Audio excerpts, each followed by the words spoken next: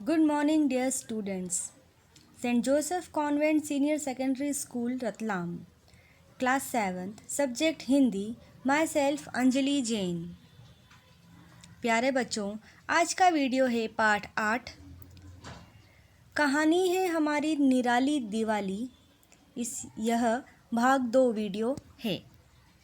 इस वीडियो में हम इस पाठ के प्रश्नोत्तर एवं इसकी बुक एक्सरसाइज को करेंगे।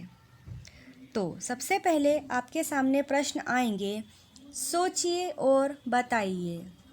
इसका पहला प्रश्न है, इस पाठ के लिए कोई और शीर्षक सोचिए और बताइए। उत्तर है, इस पाठ के लिए कोई और शीर्षक है एक दिवाली ऐसी भी। इस पाठ को अगर हम कोई और नाम देना चाहें तो वह नाम होगा एक दिवाली ऐसी भी। प्रश्न 2, पटाखों से ध्वनि और वायु प्रदूषण किस तरह फैलता है? तो इसका उत्तर है, पटाखों से तेज आवाज़ निकलती है जिससे ध्वनि प्रदूषण होता है।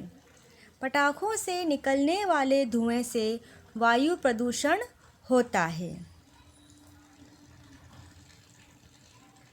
प्रश्न 3, इस घटना को पढ़कर आपके मन में क्या क्या विचार आए? तो इसका उत्तर है, इस घटना को पढ़कर हमारे मन में विचार आए कि हमें गरीबों व दुखियों की सहायता करनी चाहिए, अपने सुख का त्याग व मित्रों में सहयोग होना चाहिए, प्रदूषण के प्रति सावधान रहना चाहिए।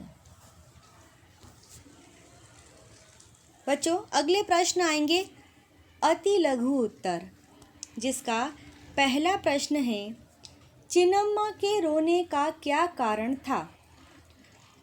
उत्तर है, पटाखों की फैक्ट्री में आग लगने से चिन्नम्मा की लड़की के दोनों हाथ जल गए थे।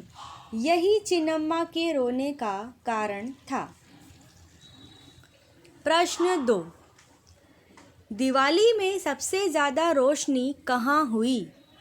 इसका उत्तर है, दिवाली में सबसे ज़्यादा रोशनी दिल्ली की उस कॉलोनी में हुई जहाँ चिन्नम्मा काम करती थी और आलोक रहता था।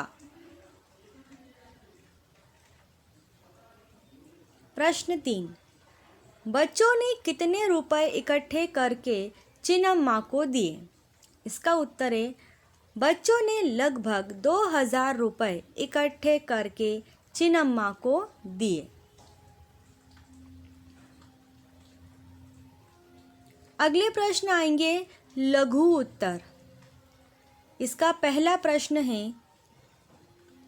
इस पाठ के आधार पर आलोक के बारे में 3 वाक्य लिखिए। इसका उत्तर है, पहला पॉइंट, इसको हम 3 पॉइंट में लिखेंगे। तो पहला पॉइंट है, पहला वाक्य है, आलोक एक दयालु स्वभाव का बालक है। दूसरा पॉइंट है, आलोक गरीबों व दुखियों की सहायता करता है, वह उसके लिए अपने सुखों का त्याग भी कर सकता है। तीसरा पॉइंट है, आलोक एक जिम्मेदार बालक है। प्रश्न 2, सब बच्चों ने मिलकर चिन्नम्मा की लड़की के लिए क्या किया? उत्तर है, सब बच्चों ने मिलकर चिन्नम्मा की लड़की के लिए लगभग 2000 रुपए इकट्ठे किए और दिवाली पर पटाखे न फोड़ते हुए चिन्नम्मा की लड़की के लिए पैसे इकट्ठे किए। अब आएंगे दीर्घ उत्तर। दीर्घ उत्तर का पहला प्रश्न है, रोशन के विचार से सब बच्चे इस घटना के लिए किस प्रकार दोषी हैं? उत्तर है, रोशन का मानना है कि अगर कोई भी पटाखे न खरीदता तो पटाखे की फैक्ट्री की ज़रूरत ही नहीं पड़ती, किसी के घायल होने का सवाल ही पैदा नहीं होता। कहीं ना कहीं इस घटना के लिए हम सब भी जिम्मेदार हैं। प्रश्न 2, चिन्नम्मा के बारे में वह घटनाएं लिखिए जो बच्चों को याद आई। तो इसका उत्तर है बच्चों, चिराग को याद आया कि पिछले साल जब मम्मी का ऑपरेशन हुआ था तब चिन्नम्मा आई थी और मेरे पास ही रुकी थी। दीपा को याद आया कि जब मैं विद्यालय जा रही थी और एक कुत्ता पीछे पड़ गया था तब चिन्नम्मा ने अपनी परवाह बिल्कुल नहीं की थी। मुझे उससे बचाने के लिए वह दौड़ी चली आई थी। अगला प्रश्न है पाठ से आगे से पहला प्रश्न बच्चों हम नहीं कर रहे हैं, उसे स्किप करके दूसरा प्रश्न कर रहे हैं। दूसरा प्रश्न है पटाखों के बिना दिवाली कैसे मनाई जाती है। इसका उत्तर है पटाखों के बिना दिवाली किसी ज़रूरतमंद की मदद करके, गरीबों और दुखियों की सहायता करके, दूसरों के दुखों को बांटकर, आपस में मिलजुल कर मनाई जा सकती है। प्रश्न 3, इस पाठ में बच्चों द्वारा किए गए काम से आपको क्या सीख मिलती है। इसका उत्तर है इस पाठ में बच्चों द्वारा किए गए काम से हमें सीख मिलती है कि अपने सुखों का त्याग करके भी गरीबों व दुखियों की सहायता करनी चाहिए। यदि अकेले की सहायता से कुछ नहीं हो रहा है तो दूसरों को भी सहायता करने के लिए प्रेरित करना चाहिए। बच्चों, यहाँ पे हमारे प्रश्न उत्तर खत्म होते हैं। अब हम करेंगे अभ्यास प्रश्न है, यानी कि बुक एक्सरसाइज, जो कि पेज नंबर 58 पर दी हुई है। बुक एक्सरसाइज में लिखित का पहला प्रश्न है, दिए गए वाक्यों में राइट या रॉन्ग निशान लगाना है। आलोक की माँ ने चिन्नम्मा को कुछ रुपए दिए। इसका जवाब है राइट। आलोक ने चिन्नम्मा को अपने पटाखों वाले रुपए इलाज कराने के लिए दे दिए। राइट। आलोक ने घोषणा की, कल हम सभी अपने अपने पैसे लाएंगे और पटाखे खरीदेंगे। रॉन्ग। चिन्नम्मा की लड़की ने अपनी नई गुड़िया की तारीफ की। आंसर है राइट। प्रश्न 2, संकेत गद्यांश को पाठ में ध्यानपूर्वक पढ़कर दिए गए प्रश्नों के लिए उचित विकल्प में राइट का निशान लगाइए। पहला प्रश्न, चिन्नम्मा कैसी लग रही थी। जिसका उत्तर है असहाय। सेकेंड ऑप्शन, आलोक कमरे में क्या करने लगा। इसका उत्तर है फर्स्ट ऑप्शन, पर्स ढूंढने लगा।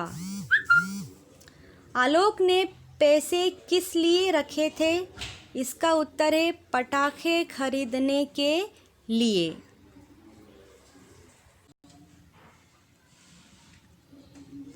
भाषा ज्ञान से पहला प्रश्न, जिसके बारे में कुछ कहा जाए उसे उद्देश्य कहते हैं तथा उद्देश्य के बारे में जो कुछ कहा जाए उसे विधेय कहते हैं।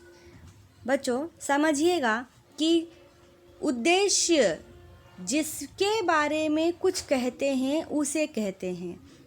जैसे कि यहाँ पे एग्जाम्पल देखिए, बच्चे मेहनत कर रहे हैं, तो बच्चों के बारे में कहा जा रहा है। जिसके बारे में कहा जाए मतलब बच्चों के बारे में कहा जा रहा है, तो बच्चे जो हैं वो उद्देश्य हैं। एक बार फिर से बच्चों इसे समझिएगा कि जिसके बारे में कुछ कहा जाए उसे उद्देश्य कहते हैं। उदाहरण से समझिए इसे कि बच्चे मेहनत कर रहे हैं।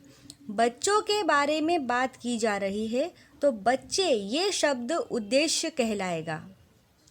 तथा उद्देश्य के बारे में जो कुछ कहा जाए उसे विधेय कहते हैं।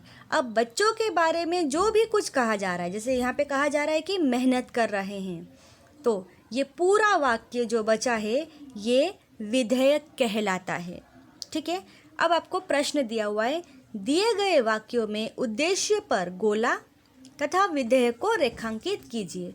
जो उद्देश्य शब्द हैं उनमें हम गोला लगाएंगे और जो विधेय है मतलब उद्देश्यों के बारे में जो कुछ भी कहा जा रहा है उसके नीचे हम अंडरलाइन कर देंगे, रेखांकित कर देंगे।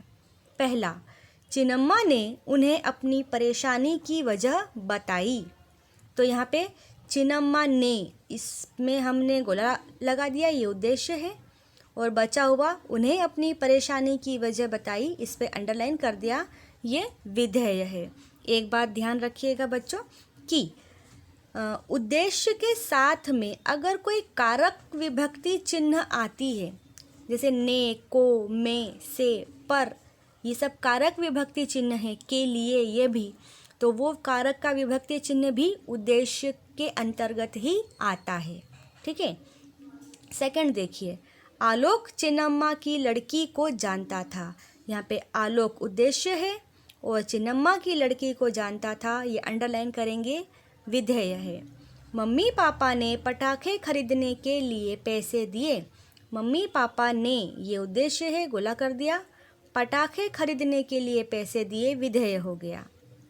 दीपक ने बच्ची को एक प्यारी सी नई गुड़िया दी। दीपक ने, गोला लगा दिया, उद्देश्य है, और बच्ची को एक प्यारी सी नई गुड़िया दी, ये अंडरलाइन कर दिया हमने, विधेय हो गया। बड़े बुजुर्गों ने पे हमने सर्कल कर दिया और एक समारोह आयोजित किया पे अंडरलाइन कर दिया क्योंकि ये विधेय है। चिन्नम्मा अपने घर जा रही थी, चिन्नम्मा पे सर्कल, और अपने घर जा रही थी पर अंडरलाइन। प्रश्न 2, जो शब्द उद्देश्य की विशेषता बताने के लिए प्रयोग होते हैं उन्हें उद्देश्य विस्तार कहते हैं। उदाहरण, जैसे कि लाल रंग की कार चल रही है। अब इस शब्द में, इस वाक्य में कार जो है वो उद्देश्य है। कार के लिए क्या कहा जा रहा है? कार के लिए कहा जा रहा है कि वो लाल रंग की है, मतलब लाल रंग की, ये इस कार की विशेषता हो गई। अब जो विशेषता बता रहे हैं वो उद्देश्य का विस्तार कहलाते हैं कि हमने इस कार के बारे में विस्तार से बताया है, उसकी विशेषता भी बताई है। तो हमें ऐसे ही पाठ के आधार पर हमको उद्देश्यों का विस्तार करना है और खाली जगह को भरना है। उदाहरण के लिए एक दिया हुआ है छवि, जहाँ पे छवि जो था उद्देश्य था, उसे परेशान किए जा रही थी। अब छवि का विस्तार करना था तो रोती हुई चिन्नम्मा की छवि, ये रोती हुई चिन्नम्मा यहाँ पे उद्देश्य का विस्तार हो गया। ऐसे ही दूसरा, पटाखों की फैक्ट्री में बच्चे काम करते थे। फैक्ट्री की विशेषता बता दी हमने कि वो पटाखों की है, उद्देश्य का विस्तार हो गया। लड़की अस्पताल में पड़ी है, ऐसे में हम क्या मज़ा कर पाएंगे। अब लड़की कैसी थी? गरीब थी, उसकी विशेषता हो गई। पैसे उसे सौंप दिए, कैसे पैसे? इकट्ठे किए पैसे, तो इकट्ठे किए में हमने विशेषता बता दी और उद्देश्य का विस्तार कर दिया। प्रोग्राम कॉलोनी में होने वाला था, प्रोग्राम उद्देश्य है, प्रोग्राम, इसका उद्देश्य का विस्तार कर दिया हमने, जादू का प्रोग्राम था, जादू का प्रोग्राम, उद्देश्य का विस्तार हो गया। लड़की ने अपनी नई गुड़िया की तारीफ की, कैसी लड़की थी? कौन लड़की थी? चिन्नम्मा की लड़की ने। ठीक है, ये होता है उद्देश्य का विस्तार करना। उद्देश्य का विस्तार करने के लिए हमें उसकी कोई विशेषता आगे जोड़ना पड़ती है। प्रश्न 3, कोष्टक में दिए गए मूल शब्द में उपसर्ग या प्रत्यय जोड़कर खाली जगह को भरना है।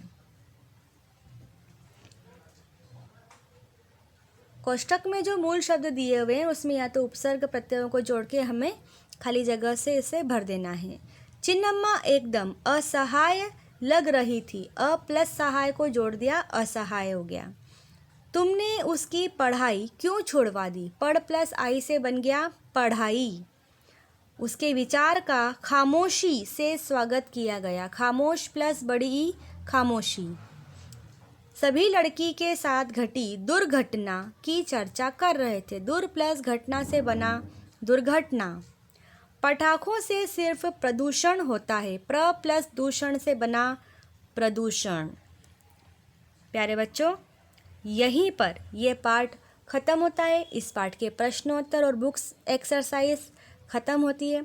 मेरे विचार से आप सभी अपनी अपनी फेयर कॉपीज़ में इन पाठों के प्रश्नोत्तरों को, शब्दार्थों को अच्छे और सुंदर व्यवस्थित ढंग से लिख रहे होंगे।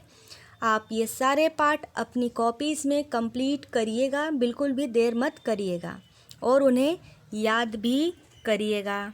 Thank you.